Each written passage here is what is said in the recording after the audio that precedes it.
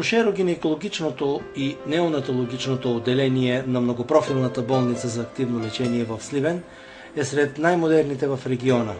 Това е и причината за факта, че около 10% от преминалите в отделението близо 1500 бебета през 2006 година са преведени от частни болници и други здравни заведения от Сливен и региона.